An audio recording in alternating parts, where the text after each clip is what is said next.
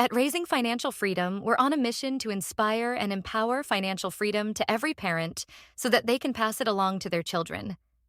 Through engaging stories, expert advice, and actionable tips, our podcast is transforming lives and helping listeners take control of their financial futures. Your support helps us produce high-quality, impactful episodes, expand our reach to underserved communities, and keep this life-changing content free for everyone. Whether it's $5, $10, or any amount, every donation fuels our mission and makes a difference. You can donate by clicking the heart-shaped link next to the social icons or the link at the bottom of the show notes. Once again, thank you for supporting Raising Financial Freedom and joining us in creating a world where financial freedom is within everyone's reach. Together, we can make a difference. Today on episode 28 of Raising Financial Freedom, I have two good guests for you today, A.D. Williams and Kendal Fordham. Now, these two young people are co-creators of the book Mansa's Little Reminders. Now, this book introduces the beginning concept of money to kids and helps introduce other concepts of financial literacy to young adults. For me, when I read the book, it had a lot of realistic financial situations that you see every day that kids may or may not understand. So today we're going to learn how to teach your kids about money through the book Mansa's Little Reminders. So let's get this started in 10, 9, 8. Come on, Dad. Stop playing around and play the music. Sheesh, tough crowd.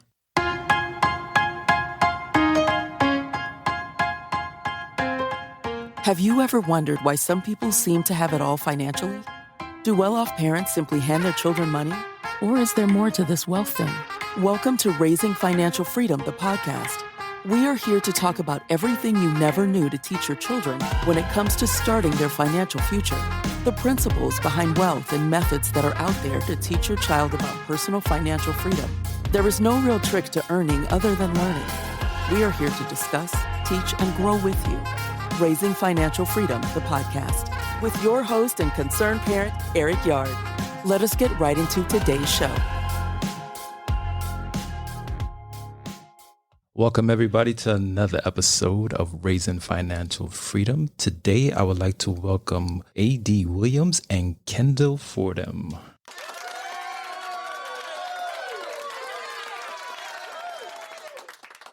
A.D., Kendal, how you doing today? Sensational. Yeah, good. Great. All right. We're here to talk about Mansa's Little Reminders. I read this book, and to tell you the truth, I like the points that the book covered when it comes to financial literacy. It covered some major crucial points, and we're going to definitely get into that. But for what I want to know for right now is, when you guys were growing up, what kind of lessons did you receive about money and financial literacy? Yeah, I'll jump into it. Not much. I remember, of course, school and basics of math, but in regards to financial literacy, I've heard the term bonds. You know, your granddad got you some bonds that never materialized. And of course, saw my mother paying bills and saw her going to and from work. But in regards to actual financial literacy education, formal or informal, I can't tell you that I got any. So that's part of the reason for the book. Kendal? So I was raised in a very financially literate household. It didn't start that way. So my dad began in the finance industry when I was first born, right after I was born. And this is in the early 90s when the industry was booming and on its way to an even more massive boom as it approached the tech bubble. And he wasn't around a lot as he began his career. And my mom gave him an ultimatum: if you need to be more present or we are out.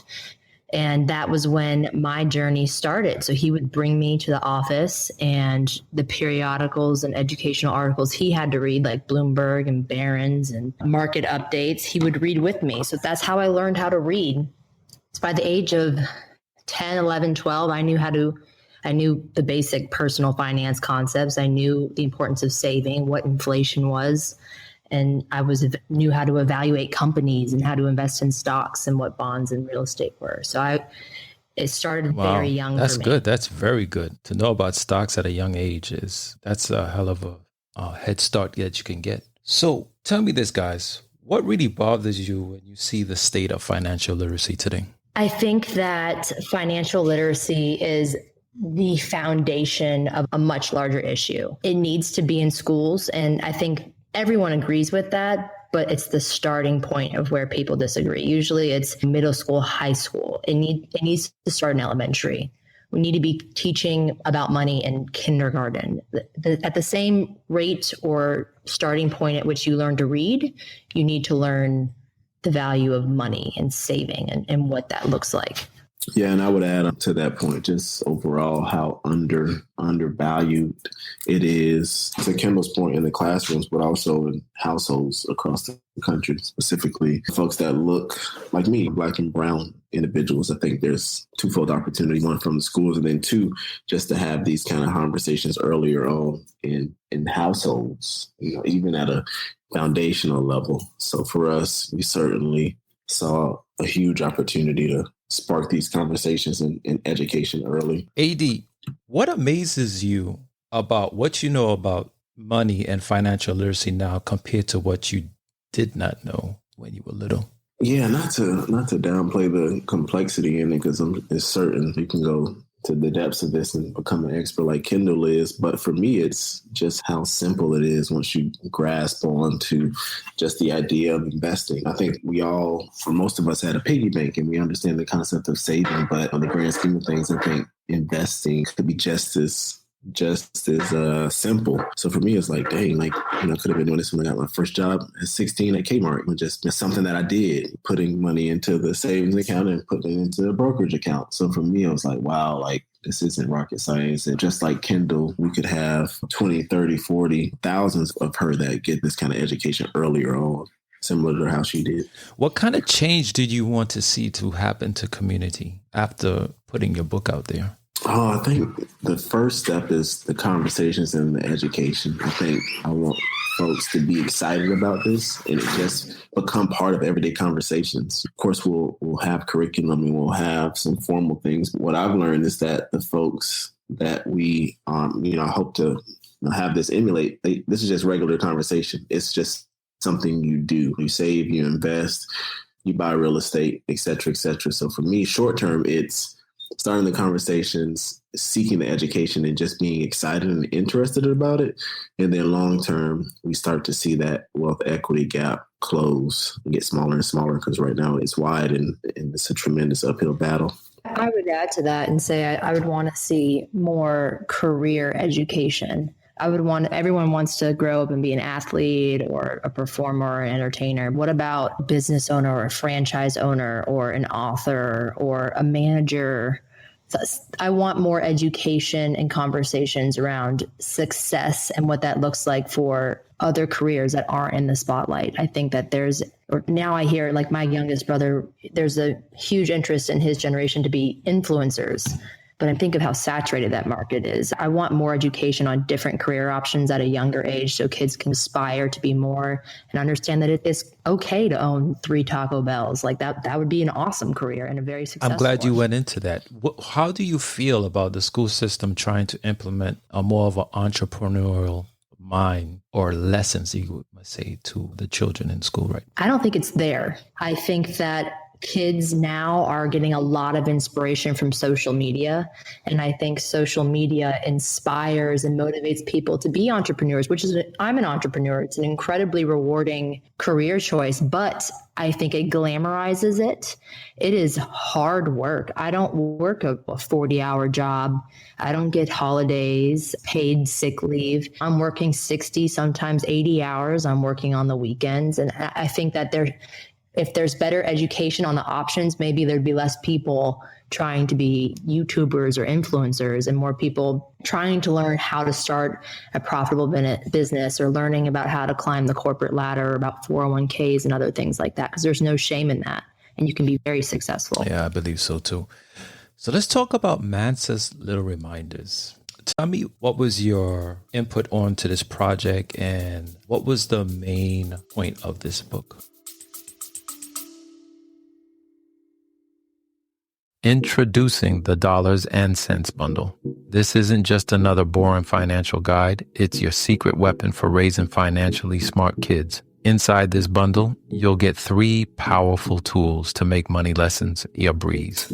First up, a kid-friendly budget sheet.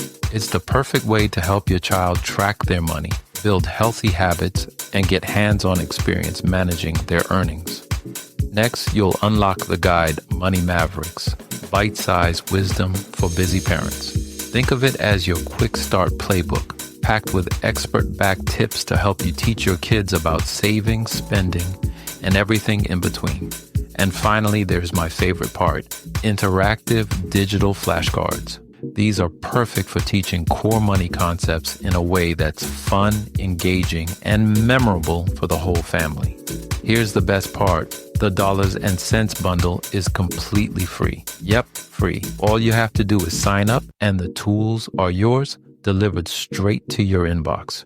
You owe it to your kids to give them the skills they need to succeed in life. The dollars and cents bundle makes it simple, fun, and totally doable, no matter how busy you are. So what are you waiting for? Make financial literacy a family adventure.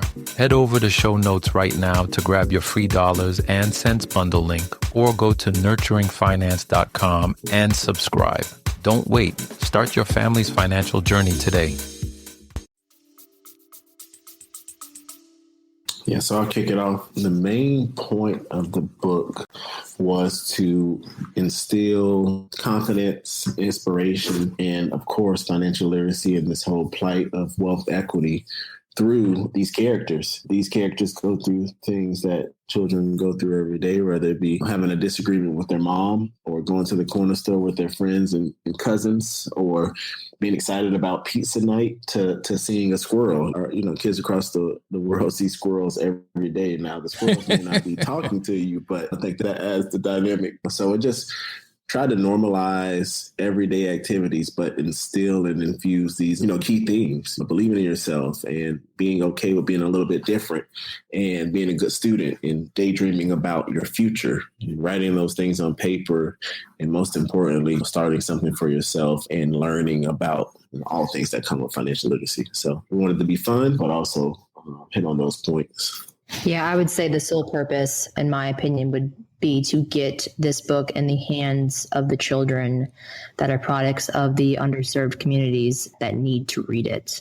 I think we published it recently, and a lot of the feedback has been from our friends and family, which aren't necessarily the people I want to have the book. And I want it in the schools in 4th grade, maybe 3rd grade, and I want there to be a curriculum, and I want kids learning it. What I liked about the book is that it definitely rooted you in what is going on today. Mark has got his little Black Panther t-shirt. He's trying to comprehend the cost of bacon and sausage and seeing why he cannot have both. How important was that to implement that into the book? It was critical. I think it summarizes me coming up and conversations I've had with my parents and just not really understanding the why. I mentioned earlier that I saw my mom going to work and working 2 jobs. I saw her paying bills, but never really had a chance to sit down and talk to her and have her educate me on the why. So I got to see that as a child and as an older brother. And I'll kick it off to Kendal, who's a mom now and may have some other context. Yeah, so that was more interesting for me. So when the book got to me, it already had this skeleton, this kind of plot. AD had ideas that he wanted conveyed in the book, and that was one of them that was already there when I got it. And I remember reading it and trying to decide how to expand on it and thinking about my own privilege, and that I never had a conversation like that. Even when in my eyes, we didn't have a lot of money, I never was told, I never had to make a decision like that. So it was very interesting to look back at my own experience and compare it to this might, and AD, you can correct me if I'm wrong, but this is not, a biography of AD's childhood, but he did take a lot of his experiences and put them into this book, in which I expanded on. And it was just very interesting to look back and be like, wow, I'm never had to think like this. And now I'm writing a book on it. So for me, that's interesting. That's real interesting, Kendal. You said you have kids. Exactly what are you passing on to your kid? Interesting you asked that, because I was just talking to my husband about this. How do we teach our children about, one, how blessed they are, and two, how to appreciate and value money when they are never going to have to struggle. So I am and writing this book helped me stress the importance of that. How our kids are very young, for context. I have a 2-year-old and a 5-month-old. So they're not really, I would consider that a little too early to introduce bacon and sausage, and why we can't have both. But that's I haven't figured it out yet. That's something that I need to do as a parent, how to introduce these concepts in an extremely privileged environment that our children are growing up in, with housekeepers and cooks. How do we make them appreciate money so that they don't take it for granted? I know you're not a parent, but you having any clues to how you implement this? Your time comes, or if your time do come? To be determined. I think the beautiful part about this whole process is that we're learning. I think Kendall has mentioned this in the past. Each time we reread the book or get started on future series, like, we're learning every day. And I think this book and this series will stand the test of time for that exact reason, that no one person has it all figured out. And it really does take community and us having these conversations within our households and with the neighbors and across our community. So I think that's the exciting piece. So in short, no, but we'll get there together. Yes, Eric, I do. I have a little 9-year-old. And that's the perfect age. You're telling me. Right. How are you implementing? So this is what I do with my little 9-year-old. So I try to change the way she thinks. We play games. We play a lot of money games. But one game I do playing with her, which she does not like, but I want her to see how the lessons within the game could be applied outside into life, which is chess. So we play chess, and we have financial literacy books that we sit down and we talk about every week or every other week, because she does dance and then there's school, and she has a pretty full schedule. So I just try to fight for the little time that I can get from her. But yeah, I have financial literacy books that I hear from the show, that I pick up on Amazon that I like, and we sit down and we read it together. She tells me what she thinks about it, and I tell her what I think about it and what's going on in real life. But God, he's teaching us. Yeah. You got to do this. If you don't do it, one thing I do believe in is that your child is the first teacher that they see every day and the last teacher that they see every day. So who best to teach them but you? Amen. So getting back to Mansa's little reminders, what age is this book targeting? Because there's some math in there. And I'm like, oh, they even have math problems in here. Oh, when she reads this book, she's going to be like, oh, you're trying to slip math into me now. So what age group are you trying to target here?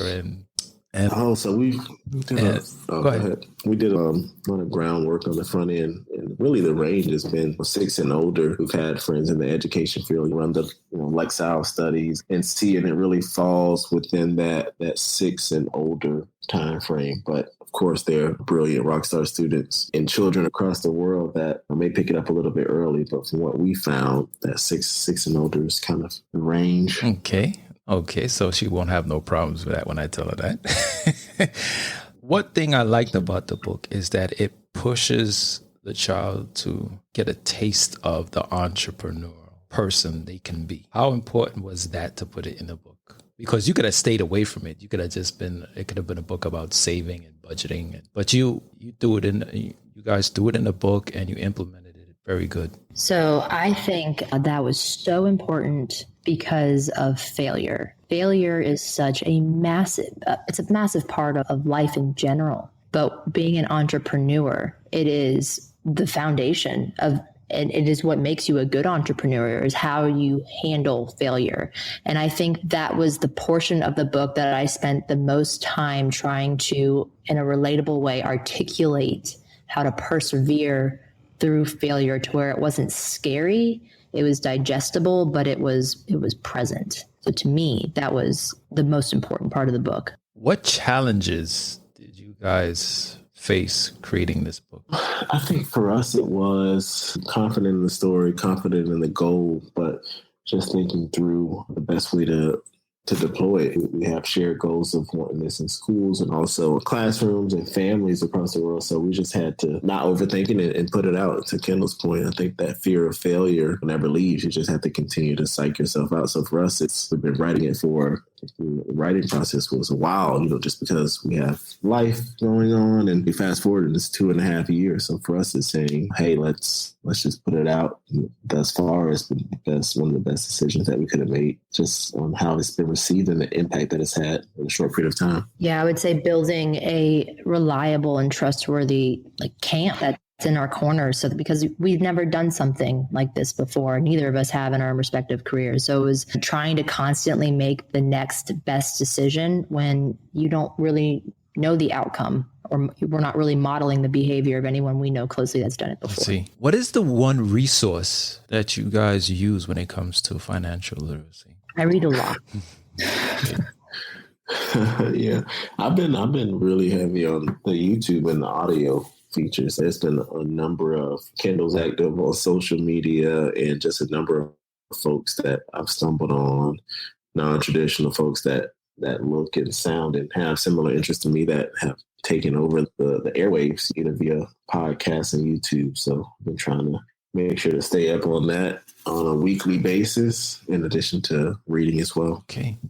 Yeah, I would say that reading. So a lot of scholarly articles that come out, a lot of Federal Reserve data, small business data, but then also people. So I have the blessing of owning a practice where there's constantly different people, different backgrounds, different ages coming in, and I talk to them. And I ask them about these subjects, especially when it comes to the minority wealth gap in America. And we have very sometimes high level, and sometimes we get really in depth depending on who I'm talking to. And that information played a really big role in creating the content for the book as well.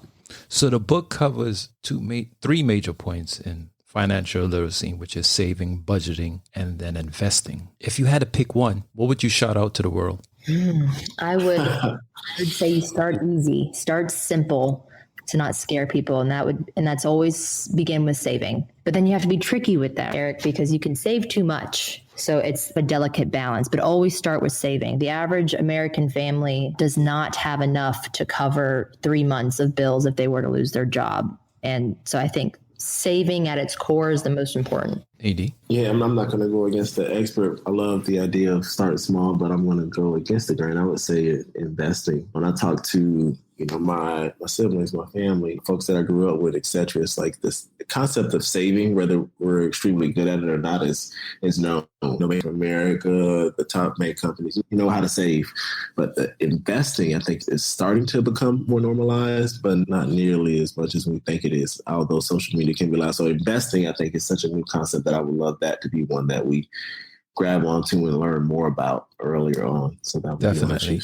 For me, my personal favorite is investing. But to tell you the truth, if I had to pick one, it would be budgeting, because savings could fall under that. Investing could fall under that. If you budget correctly, you have money for savings, you have money for investing, you have money for spending. So for me, it'll be budgeting, but I do love investing. You can't, that's the fun part of financial literacy to me. Still to this day, money is still a taboo thing with parents and their children. How does the parent overcome that fear of talking about money with their child, in your opinion? So in my practice, I encourage, and I want to say that I don't have all the answers, but in my practice, if somebody has...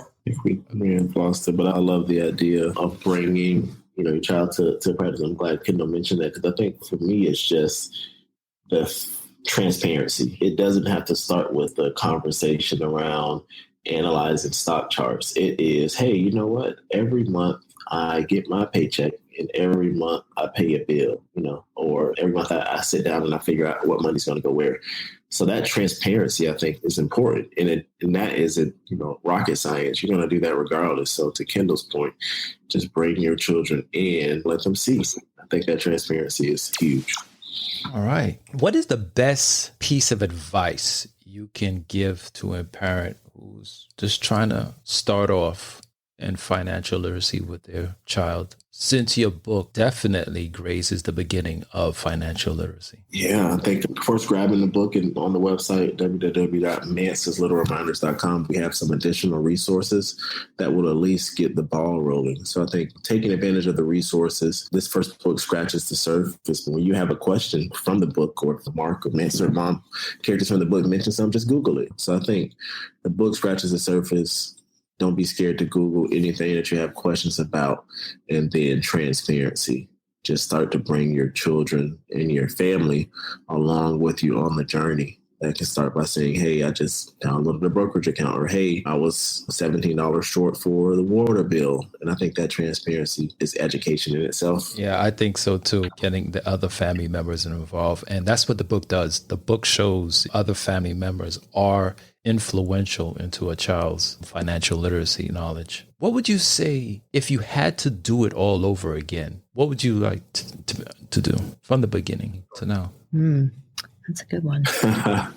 Yeah, I would ask more questions. Like, I vividly remember being a 8 or 9-year-old and my grandma watching me and my mom leaving off to go to work and coming down, sitting at the table with, everything was paper at that point. So putting all the bills out on the paper and talking through them, and my granddad doing the same. And I just remember just passively. Now that I look back, I was curious, but I didn't ask any questions. So as a child, I would ask more questions. And the thing I tell my mom and grandparents now is, dang, you should have sat me down and just to be around and educated me and not be fearful that I wouldn't understand, because those things stick with you. And I think Kendal is a living example of how smart and how much sponges that children are. Yeah, I think I would have appreciated it more. I remember being just angry at my dad because I wouldn't be able to go outside and play until I could talk about what Johnson & Johnson's earnings were that day. So I think then I didn't appreciate it. Now I do. And I'm constantly trying to think of how do I implement that to my children. I also would have talked to my friends about it more, spread that knowledge, which I was embarrassed of it then. Felt like a nerd because nobody else was doing that at 12 and 13, but they should have been. Yeah, definitely. Definitely. I guess you would have been the oddball in the circle if you were talking about that. Parents like me. But that's what we need. That's what we need. We need circles like that in order to get some movement within financial literacy and not make it such a taboo topic to talk about. Okay, guys, I want to thank you for coming on the show. You've shared so much with us. Tell us how we could get in touch with you, what you have coming up in the future, and any other projects that you may have going on right now. So the website, of course, www.mansaslittlreminders.com, as well as the email hello@mansaslittlreminders.com. Social media, all things Mansa's Little Reminders. And I think for us, we're committed. We have some more books coming out, some workbooks, and hopefully coming to a school near you. So we'd love to hear if you have ideas or have some influence at your school. I think we'd be down to collaborate. Just super excited for everybody that got the book or will get the book after hearing this. I second that. All right. Once again, guys, thank you for coming out to the show. Thank you for having us, Eric. Yeah, thanks. No Keep us posted. One more time, I just want to thank AD and Kendal for coming on the show and showing that it's going to take more than one person, more than two people, as a family, I might say, and even more say a community, to help teach these children financial literacy and everything about money here in the present and in the near future. Once again, please follow and subscribe where you can and let other parents know. Until next episode, stay safe. We really hope you enjoyed this episode of Raising Financial Freedom, the podcast. Stay connected with us directly through raisingfinancialfreedom.com. You can also join the discussion on social media, which you can also find links on our website. If you would like to speak with us, please send us an email through info@raisingfinancialfreedom.com. And as always, thank you for pushing your mindset towards a better reality. This concludes the most thought-provoking portion of your day. Don't forget to please like and subscribe to stay fully up to date. Until next time, be kind to yourself and each other.